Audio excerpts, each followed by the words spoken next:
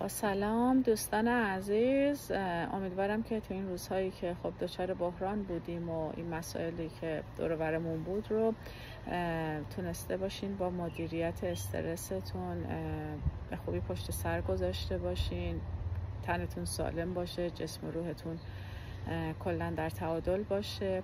من یه جمله از بودا به یادم اومد، یعنی یه داستانی بود. میگن که از بودا پرسیدن که اسمت چی هست، تو چه کسی هستی در حقیقت، و بعد برگشت گفتش که awaken، یعنی بیدار شده. بعد ازش پرسیدن که خب این یعنی چی؟ ما پرسیدیم تو کی هستی، به جایی که مثلا اسمتو بگین، نمیدونم حالا به چیز امروزی خودمون میگیم اسمو بگی، نمیدونم تحصیلاتو بگی، میزان ثروتتو بگی، میگی بیدار شده. بیدار شده یعنی چی؟ بودا گفتش که بیدار شده یعنی از رنج رها شده. ببینید این مفهوم شاید مفهوم عمیقی بیاد، ولی من میخوام یه مقدار ساده ترش بکنم. یعنی آدمی که آگاه تره در حقیقت رنج کمتری رو متحمل میشه، یا رنج هایی رو که لازم نیست رو اصلا تحمل نمیکنه، یا دنیاش دنیای کاملا متفاوتی میشه.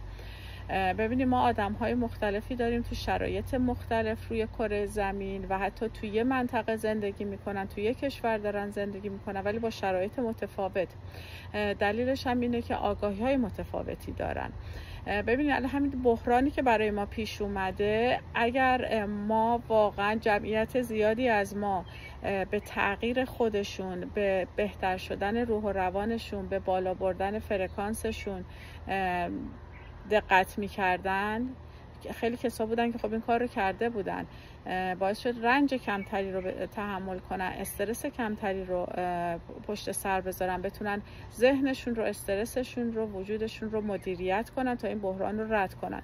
ببینید مثل یه بچه‌ای میمونه که ما اول بلد نیستش از خیابون رد بشه و باید بهش یاد داد تا بتونه به قول معروف رد بشه. حالا این بچه رو چجوری یاد میدن؟ علائم راهنمای رانندگی رو بهش میگن چی هست، بعد به خطرات رو متوجهش میکنن و بعد میبینی وقتی این بچه آگاه میشه خیلی به راحتی میاد در خیابون رد میشه و اون رنج و عذابی رو که در اثر عدم آگاهی اول میترسی در خیابون رد شه و دچار استرس و دلهره زیادی میشده پشت سر میذاره. ما آدم ها دقیقا همین هستیم.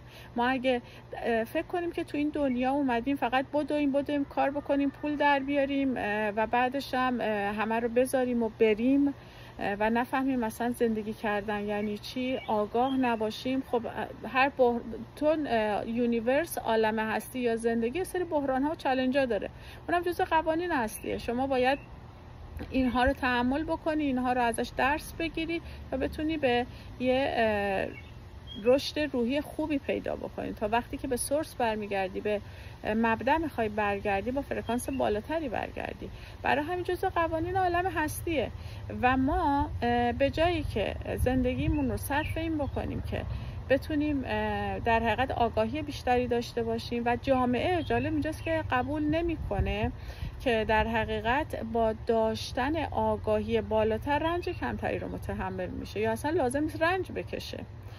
برای همین این بحران امیدوارم به همه ماها درس داده باشه که ما برای بحران‌های بعدی زندگیمون در جهت تغییر خودمون باشیم، در جهت بهتر کردن روح و روانمون باشیم تا بتونیم چالش‌های زندگیمون رو راحت‌تر به قول معروف سپری بکنیم.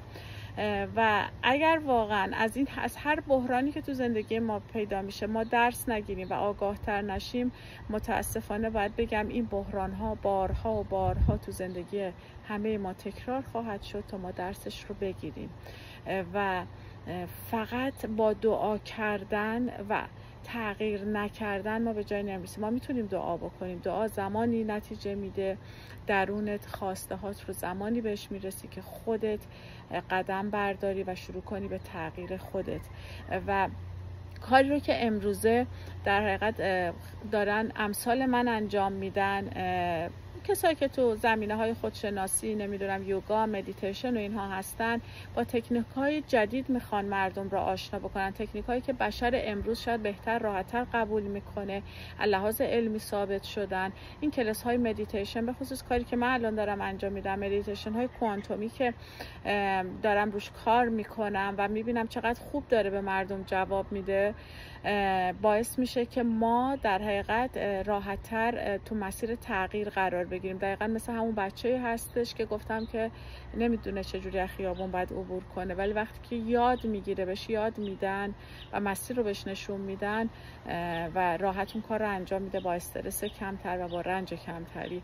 و حالا این روزها ابزاری مثل مدیتیشن و تکنیک هایی که وجود داره در حقیقت یه ابزاری هستش که کار ما رو ساده تر میکنه. حالا دوستانی که واقعا دوست دارن تو این زمینه یاد بگیرن اون چیزی رو که من بلد هستم یا امثال من بلد هستن، واقعا با قول معروف با کمال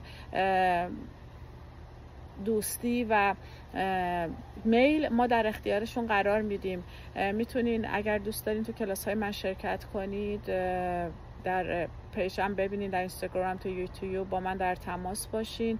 هر آنچه رو که بلدم و آگاهی به قول من خودم پیدا کردم در اختیار دوستان قرار میدم. امیدوارم که روزگارتون همیشه به شادی بگذره. فعلا خدا نگهدار.